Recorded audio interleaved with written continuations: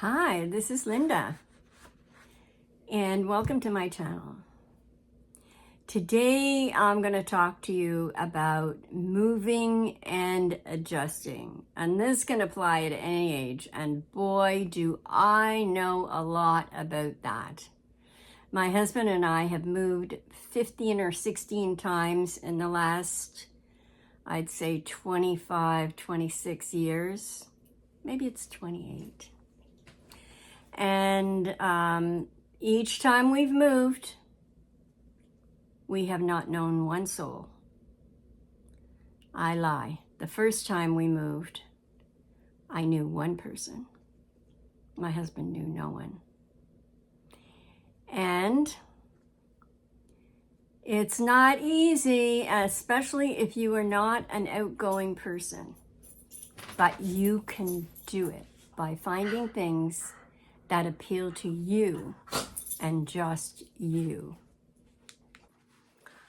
Obviously, if you move for a working situation, you'll get to know the people that you work with. And if you're lucky, there'll be some after-work activities that you can participate in, not just for you, but for your partner. Maybe if you have children, you can set up play dates with some of the other families in your work group. And I was really lucky when I first moved to the United States from Canada. I was lucky enough to join an organization where everyone was really friendly, and we had a lot of after-work get-togethers at restaurants, sports bars, one another's homes. We often did many outside activities, which was really fun and allowed us to socialize and get to know people. That was when we moved to Virginia. And if there's any of you Virginians watching, thank you so much. It was so great. Since moving from Virginia, we moved then to Pennsylvania for my job, to New Jersey for my husband's job, to Canada for my job, back down to the United States for my husband's job, and on and on. And here we are in Florida. And I think we may make one more move to some retirement community. So let's see how that goes. But in some cities where I've moved, where we've moved, one of the options is to join local clubs or groups. And maybe you're a joiner and maybe not. I like to socialize. I like to become part of the community. So in my case, I joined volunteer groups. Also, sports, exercise groups, that kind of thing. And if you have hobbies, you can often find book clubs, knitting clubs. If you're a golfer, there's always someone to golf with. You have to, ease yourself in. And maybe you're happy with not doing anything, and that's okay too. Attending community events is really fun.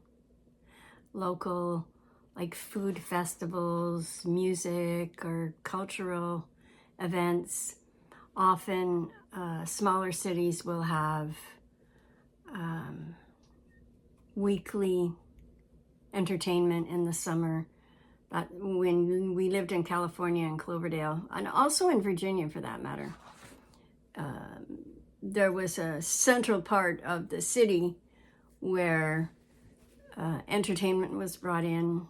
They had food booths, all that kind of thing. So even if you don't know anyone, you can still go and enjoy the environment, listen to the music. Just, you may meet somebody you would like to continue being friends with. I think I mentioned classes or work groups like yoga classes or maybe a cooking class. Often there's things that are going on at the library for adults and for children also. Maybe it's a good time to learn a new language. Could be fun. And sometimes when you have a local hangout, like a Starbucks, for example, not that I'm promoting Starbucks, I'm not, but when you go there for a cup of coffee, maybe bring your laptop or your cell phone and you're either working or socializing.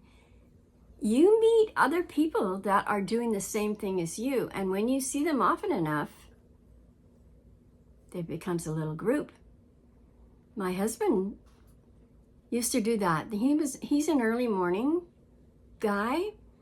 And when we lived in California, there was a bunch of men that would meet at the local coffee shop at 6 o'clock in the morning, and they would chit chat, and God knows what they were telling each other. Probably lies, as most men do when they get together. It's the big fish syndrome. Anyway, he really enjoyed that. We also joined, there was a swimming pool where we were, so obviously we met people at the swimming pool. And through one of the neighbors, I joined a board for the local theater group, and that was so much fun. We organized plays and other forms of entertainment, got to meet so many of our neighbors and just so many people in the community. It was wonderful, and we both enjoyed it. My husband used to help build sets for the entertainers or the plays that were being produced there. It's another great way to contribute your skills to a community and also learn a new skill sometimes. Who knows? Of course, there's always professional events. Join a local group, a networking group of women who are business entrepreneurs. That's another way to get to meet people, exchange ideas, become part of the community. That can be a very useful tool. And of course, there's churches. There's so many churches. And if you are a religious person, or maybe you just joined for the fellowship of meeting other people, and all the churches have activities, they have get-togethers, they have clubs. It's a good way to meet people. As are community centers. There's a senior center close to where we live right now. There's usually a senior center in most cities, I'm finding. And again, you can get to meet people your own age. Who knows? You could make a new friend. If you are a pet owner, that's another way to meet people. We take our dogs to the local dog park, and you get to know the same people that are going to the dog park all the time. You see them day after day, and that leads to friendship. Sometimes it's just an acquaintance, but it's still, when you go to the dog park, you see people that you know, you chit-chat for an hour, and then you go home. Also, walking your dog around the neighborhood. I know for a fact that is how I have met a very good friend, a person who has become a very good friend, just walking my dog and chit-chatting with her. And now we get together and we have lunch now about once a month. We meet with another neighbor and have wine and a chit-chat about everything. Solve all the world's problems, trust me. If women were running the world, it'd be a happier place. After all those moves, we've ended up in Florida for a job for my husband. And of course, we knew no one here again. I did meet people, just neighbors who I liked and wanted to socialize with. I've met people through walking my dog and going to the dog park. And I also joined a women's club. It's a service club, and I am chair of both the publicity and the arts committee. And I love doing that. I love the business aspect of these groups. Most people don't realize that when you do join a group like that, it's a 501c, it's a charity, and you have to operate as a business. That's the part I like. So I've met so many nice people there, really lovely people, and we meet once a month, with the exception of this summer, but we're starting up again in September.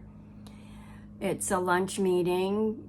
People form a committee and everyone brings one part of lunch.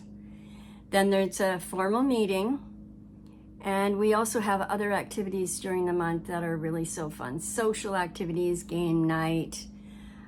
We have a speaker that comes in once a month.